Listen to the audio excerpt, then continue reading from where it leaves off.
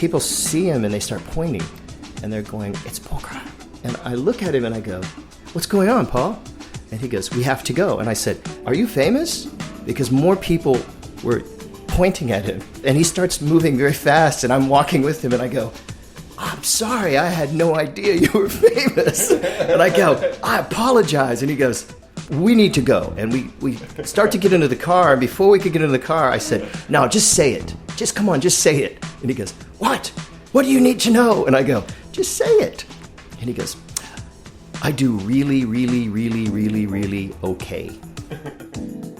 Meet Palabeau. This is the Radio Vagabond.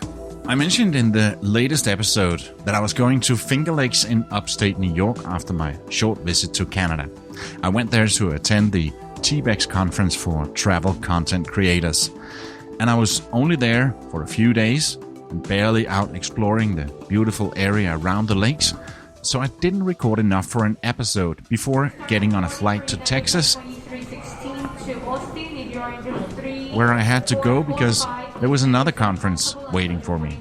So in this episode we're going to Austin, but not before a flight with some challenges that left me stranded in New Jersey. I am in New Jersey, in Newark Airport, very close to New York, and it's Wednesday morning, 6:45 in the morning. I wasn't supposed to spend the night here, but my flight out of Ithaca was delayed. I did come to the airport at 3 o'clock in the afternoon, and my flight wasn't until 6, so I was in very good time, but I was checked out of the hotel, and I thought I might as well be at the airport instead of just sitting in the hotel lobby. So I got there very early, and then my flight was delayed.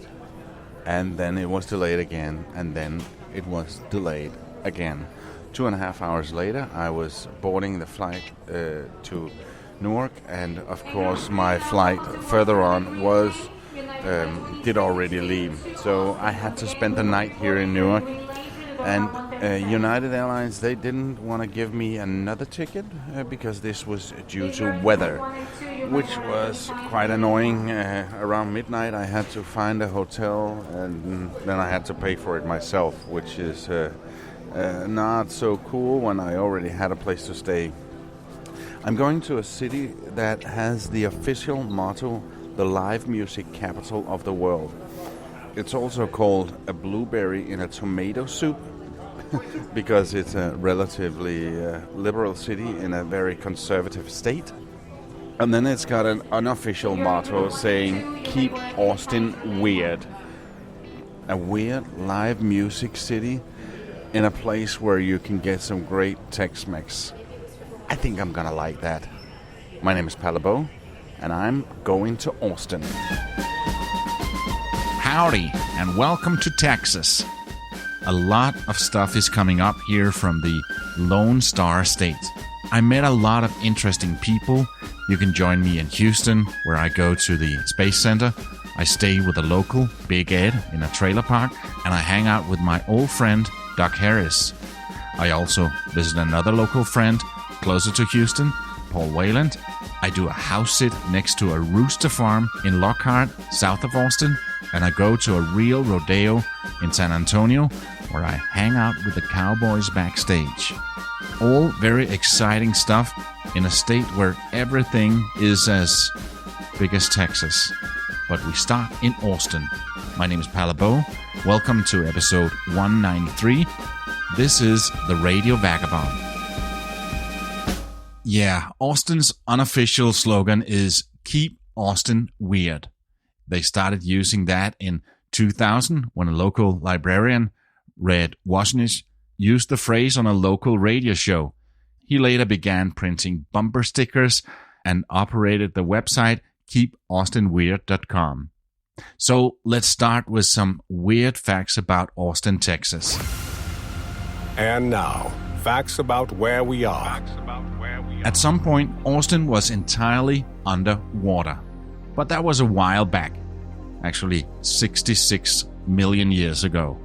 At the time, it was also home to 10 underwater volcanoes, which is why Austin's cliffs are made of white crumbly rock known as Austin chalk.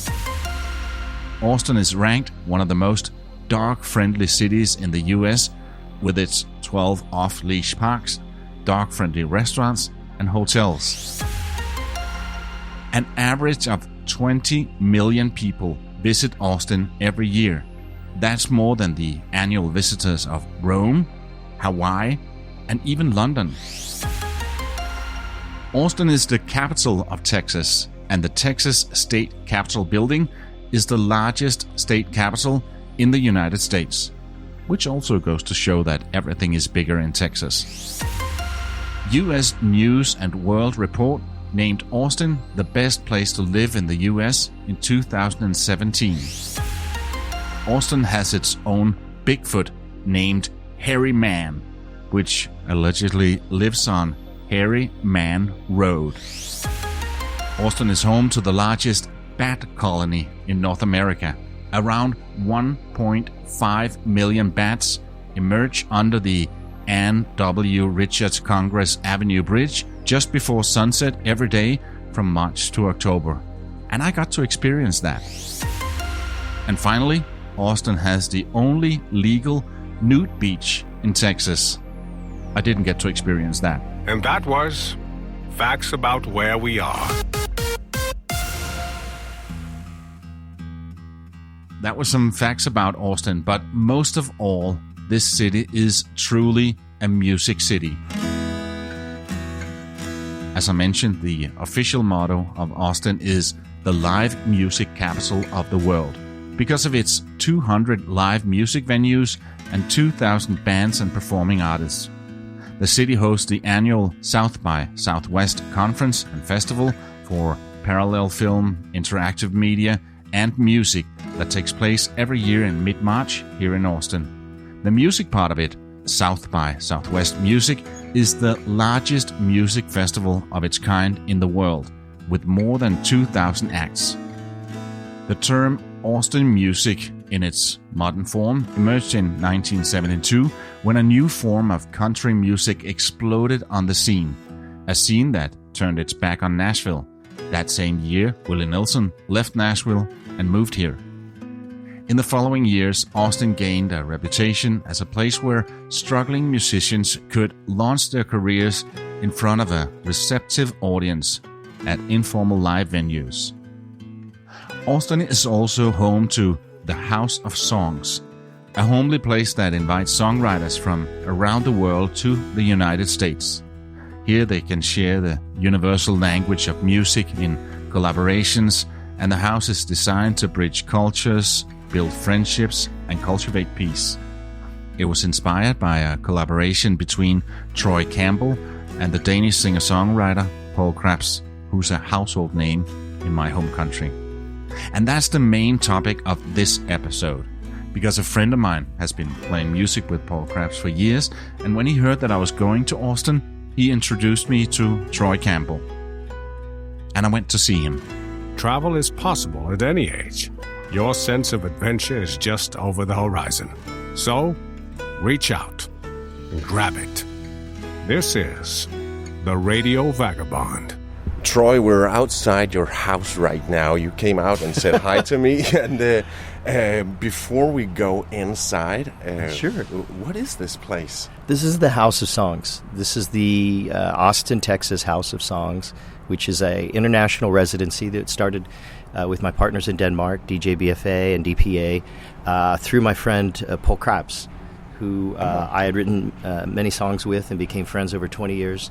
And he suggested to the societies that I may have an idea to help Danish artists in Austin, Texas. And but he didn't tell me that. So I was approached by some representatives during South by Southwest who said, we believe that the future is in the creative sector, and we also believe that Austin seems to be on the rise, so this would be a good location to perhaps do something.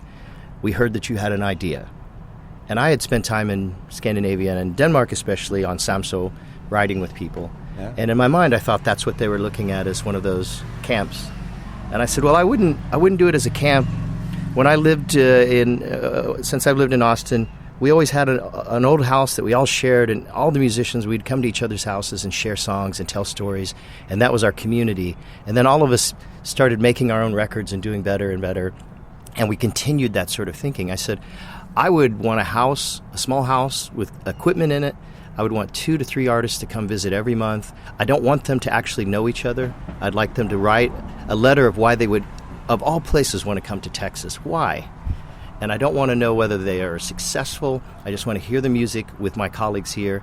And if we can find at least 3 or 4 co-writers for them, for each artist, then we'll accept them. Mm-hmm.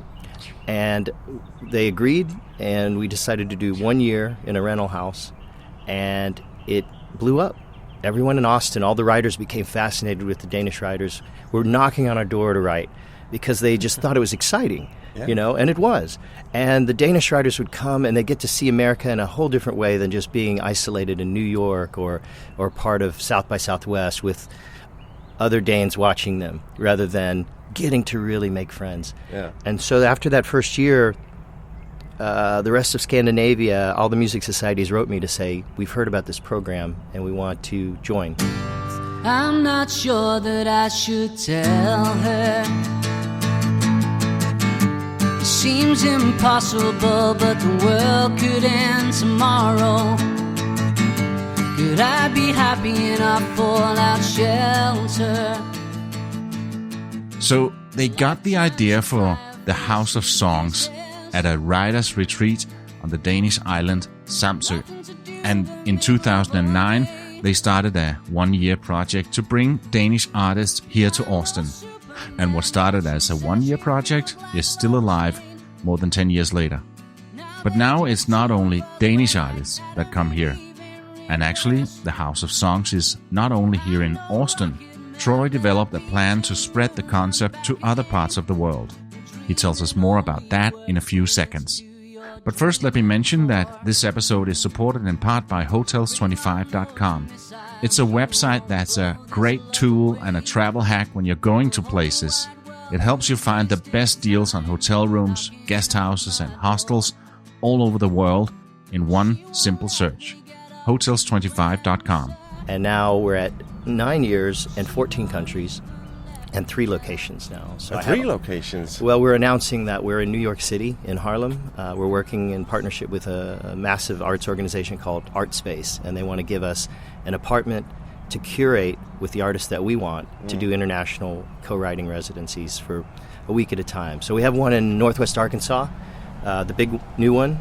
That is in Bentonville, and we've become a nonprofit now. Because before I just did it like a music business, which, as you know, is not the most lucrative business to be in the world. No. So I did it because it felt like how songwriters should be working to succeed. Because even though I made many records, it wasn't until I started co-writing or actually cultivating real friendships in the creative world that things really blew up for me. Yeah. So I've always been indebted to Denmark for that. Yeah. Oh, as a Dane, that makes me feel proud. Yeah. And of course, Paul Krebs is a household name in Denmark. He's in every house of the House of Songs. There is a photo of him, but there's no explanation because I also believe in the Kierkegaard, we are all equal. But I believe that I want Paul to hear every song that's sung in every house because I know that's what he's busy then. Yeah. Well, he's hearing a lot of songs, but for me as his friend, I know that delights him as my friend, and that he's not a guy trying to make a lot of money. Success to him is his friendships and family. For me, that helped inspire me to make sure that the level of the house was kept high. Yeah. Let's just describe the neighborhood and the house itself. We're not in downtown Austin. No, but we're as close as you can be to it. You can walk downtown in 5 minutes. But we're in a neighborhood put away near South Congress, near the river, near downtown, the most vibrant scene. I intentionally wanted it to be isolated just enough so you could have quiet, but also in a neighborhood where you could feel Texas. Because each house should be about the regional culture and that influence on the world. And so this house was built, and it's an older Austin house, but in Danish terms, it's not very old at all. It's probably 1934 it was built. My house was from 1856. Yeah, so yours is fairly new too. So let's head in. Yeah. But it's a big property. I have apartments in the back that are residencies. One is called the Rocky Erickson Room, named after an artist I managed, and then this is the house here. Yeah, and we enter a living room. There's a grand piano here and a guitar in the corner. So every room has an instrument that you can reach for. That was one of my goals. As growing up very poor, I was lucky to have one instrument. So my dream was, I wish that I could wake up and just reach over and grab some instrument and learn how to play it. And so I decided that's what the artist should have. There are a lot of odd things here too. We collect, so it's a very Texas house.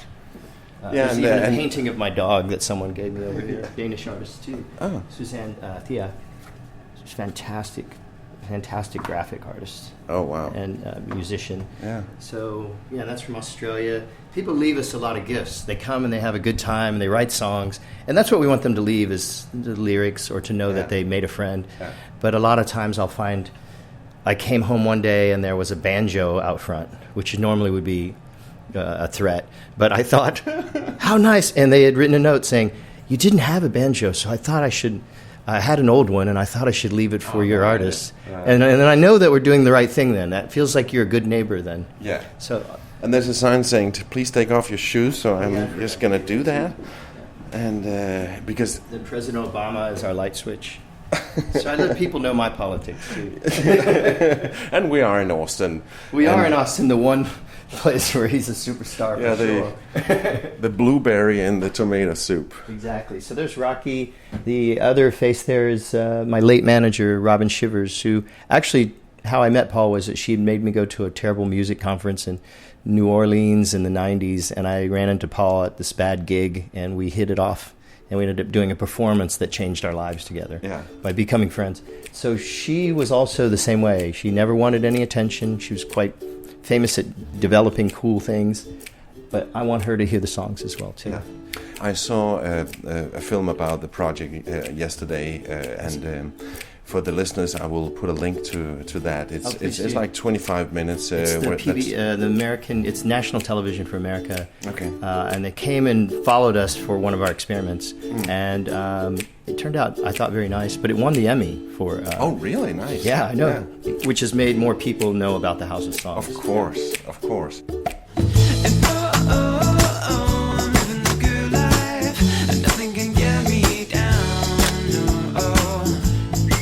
So a little bit about the creative process of writing a song, because I guess it's a tiny fraction of all the songs being written that becomes an earworm and a hit. So for me, I could never write a song, but it must be... Oh, you don't know that. I actually hear that a lot. So I have artists that I really want to work with, because usually I don't look for necessarily my friends. It's who I like the way they operate. So if you're a musician in Denmark or Austin, and I notice that you always champion other young artists, or that you have a big crowd, but you always make sure that you choose the opener. And then I go to that artist and I say, can you name me 4 artists that this idea would change their life or help them? And usually they say, I can name you 12. And that's how we started the house. I went to a few musicians and said that exact statement. And then each of the musicians they chose, most of them I didn't know who they were because they were young and new, and I'm an old guy. And I went to each of them and actually asked the same question. And then we started finding deeper wells of artists that were maybe just making their first record, or they were 20 and they were really good at programming, but no one was interested in programming. But we were. Because we might find someone from Scandinavia that's an electronic music fan, and now we have someone in Austin to match them with. So that's part of the process. Is I bring you in my group, we look at people that you should write with. We also make suggestions for you to choose, and then we usually put you with 3 that we think, and it's usually not just based on do you sound the same, because our goal isn't to teach people to sing in English, it's to teach people to listen. Does that make sense? Yeah. So if you're a good listener, I think you become, if you're more interested, then you become interesting, because being interesting is dull. Being interested is super exciting. Yeah. So when I bring an artist in, they usually, I know it so well that I actually can time when someone's going to become exhausted. So we pick you up at the airport, we have a sign, and we let you know how glad we are you're here. And I have food for you when you walk into the kitchen, and it'll always be the exact same thing. It'll be a plate with manchego cheese, really good espresso, dark bread, a smoothie or fruit, and some milk and a nice letter. And the reason that is that the first time I went to Denmark to live on Samso to write with others, I was a bit nervous. And I arrived on the island, and they were having a thing called Song Island. And everyone was out, and I had gotten in at a strange time. So Paul and the group left me a note with all of these nice foods. And I was thinking to myself, wow, what am I doing here in the middle of the Baltic Sea? And these writers are so much better than I am, I'm sure. You know, like what you think as an artist. And then I take the bread, and I find the cheese, and it was manchego cheese. So I thought, that must be a Danish cheese. And I take a big bite and drink a coffee, and I look at the sea through the window, and I said, I'm going to be fine. These people, because it said, make yourself at home, my brother. We are so glad you're here. So my rule at the house for 9 years is that if you work with me and you're to take care of an artist, that has to be for every artist. Even if they have lactose intolerance, they still get that welcome meal, because I know what that did for me. So we have a couple of strange quirks, as you can tell. Yeah. But they're more, it's about keeping that hyggelig. Is that how you say it? Hyggelig. Hyggelig. Hyggelig. That's the compliment I want to hear, but I don't ask for it. Was it hyggelig enough? And we try to make it. You can see it's cozy. There's nothing much staged. We try. It gets pretty trashed, but we have a nice washer and dryer and several bedrooms. You know? Yeah, and Willie Nilsson on the wall, the local hero. Yeah, he's amazing. Did you see him the other day? No. He did that big rally. Oh, I didn't. 55,000 people for our Democratic yeah. person just running for Senate against a very tough opponent. So this is the Willie Nelson kitchen, formerly the Johnny Cash.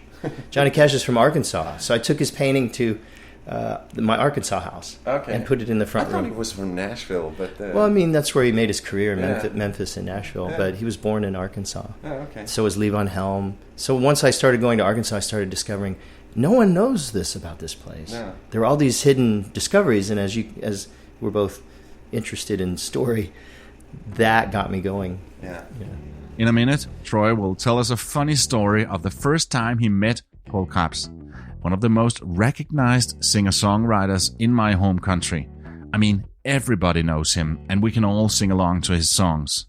He sings in Danish, so not many people outside of Denmark knows him and his music. And when Troy came to Denmark for the first time, he had absolutely no idea that Paul Krabs was famous. Until he put on his sunglasses and people started recognizing him. I'm sorry, I had no idea you were famous. And I go, I apologize. And he goes, we need to go.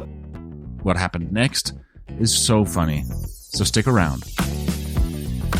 I've got a letter from a listener. Hi, Palle. I've been listening to your podcast since 2016 when you started your journey. I've enjoyed listening and I want to say thank you. I've been traveling a lot myself, but in these times of the pandemic, I missed the opportunity to go out on adventures. Normally, I listen to your podcast when I do my daily jogging, and I'm happy when you release a new episode every week. Looking forward to your continued journey. All the best, Lars. Thank you so much for your message, Lars. It was sent by filling out the form on the radiovagabond.com, and you can do the same, and I hope you will. It's always great to hear who's on the other side of this. The Radio Vagabond. Gotta keep moving. Now, back to Troy and the House of Songs. We jump into a conversation when we were talking about how traveling can spark creativity and give you friends. When I've gone to a place, the thing that I left with was not a t-shirt, but if I left with a new friend and someone that I could share records with, that to me, just you're on that same journey right now. That is one of the main reasons why I travel.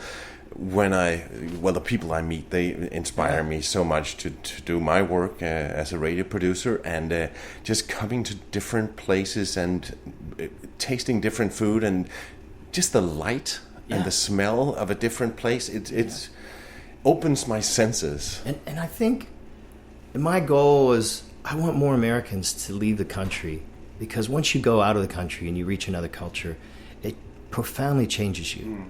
you can't go back to your old way of isolation and thinking. You can't make someone something they're not because you're afraid. And in fact, as far as I remember, when Paul Krebs did his first album, he went to Amsterdam, was living on a houseboat and writing the songs there. Yeah, and he told me it took many records before things sort of clicked, and that he was so frustrated. And we would share those stories when we first met, because I didn't know who he was. When we met, I thought he was just somebody really cool that I really liked the way he sang. But I didn't, in 99, you didn't Google people. You didn't, and if you did, it was all in Danish. Yeah. So I just gave up. So I would listen, and so that was our first experiences that we wrote, and he said, well, my English isn't really good. And I go, your English is fantastic. And I go, but I don't really want to hear you sing in English. I would really like to hear Danish. And he goes, Så nogen som os har jo brug for en kæreste. Exactly. Stribelis. He played me a song he was working on in New Orleans in a hotel in Danish. And I sat there and I told him that I didn't co-write. That was the thing. So when he told me we should write, I said, I don't know how to do that. And I'm sorry, but one day when I do, I'll write with you. And then he got a bit frustrated, and then someone else asked me and said, you should really write with him. And I said, all right. So early in the morning, the next, well, I didn't know. No. And I don't move that way anyway, like, you're famous. So we sat there, and when he sang, I saw these pictures in my mind with the Danish language. It was just like these visuals. So I immediately said, Paul. And he goes, do you want me to explain the song? I said, no. Is it about two people walking? And I remember saying this, walking through these woods, and they come upon this opening where there's water, and I start describing it. He goes, no, that's not even close. He goes, but I really like that. He goes, you think we could start there? And we did. We wrote the song again, and we wrote it with this story. And then we left, and I go, I've never done this. This is fantastic. And then a month later, I get a call from one of his representatives saying, we and Paul Krebs would like to invite you to the wind-powered island of Samso to live with 12 of the best writers in the world, international writers, with our best Danish writers, to live on an island and co-write. And at the time, I had no money because I'd spent it all in New Orleans. So I said, tell Mr. Krebs that I won't be in Europe at that time, but thank you for asking me, because I was embarrassed. And then the next call was Paul Krebs saying, my friend, what's your deal? We'll help you get a ticket. We'll feed you. I'll put you on a couple shows, and you'll meet my friends. And I said, oh, Paul, I didn't know that. I just don't have any money. And he goes, I thought there was something going on. And then I go, but if you just can find me a ticket, I'll be there and I'll work my tail off. And that's what led me there. And I'd been to Europe, but never to Denmark, and worked. And that's when I found the food, and I started writing and realized maybe these are my people. And think about this. I still didn't know who Paul was. And this is, if you think 98, 99, that was when he was at a really high peak in his career. So I go to Denmark, and when you're on Samso, everyone's the same, just like in Denmark. No one's to act bigger than another. And I wasn't used to that, right? You know, you can be loud, but you're known as the loud person. Yeah. So we're playing gigs for farmers. They're going crazy. The other artists are doing great. We're reading. And then he says, okay, now we have to go and do these concerts. And I had a box of about 30 CDs. So I thought, great, I'll sell these CDs. You know, we'll play in front of, 100, 200 people. It'll be really cool. I'll sell some CDs, make some friends, and maybe be able to tour here again. So the first gig we played, I believe, was at Turner Festival, maybe? Yeah. And we took a boat, and when we got off the boat, I'll never forget this. He puts on sunglasses, because the whole time, as you can tell, I'm just talking and telling stories, and he's nice and quiet, and he's laughing like I'm his crazy little brother, right? And we get off the boat, and he puts on the glasses, and people see him, and they start pointing, and they're going, it's Paul Krebs, it's Paul. And I look at him, and I go, what's going on, Paul?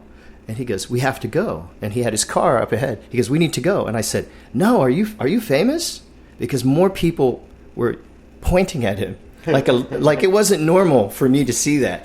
And he starts moving very fast, and I'm walking with him, and I go, oh, I'm sorry, I had no idea you were famous. And I go, I apologize. And he goes, what? I do all right? And I go, no, there's 7 people following us right now. And he goes, we need to go. And we start to get into the car. And before we could get into the car, I said, no, just say it. Just come on, just say it. And he goes, what? And he starts getting mad at me a little, which I'd never seen. And he goes, what? What do you need to know? And I go, just say it. And he goes, I do really, really, really, really, really okay. And then I get in the car and I sit down and we don't speak to each other. And I go, I don't know what kind of answer that was. But when we get to the concert, this is the funny part. We pull up to this venue and I'm thinking, this is a huge space. I go, are we playing somewhere inside this space? And he said, we're playing this space. And outside it said, an intimate evening with Paul Krebs. An intimate? Which meant solo, but there was easily 4,000 or 5,000 people there.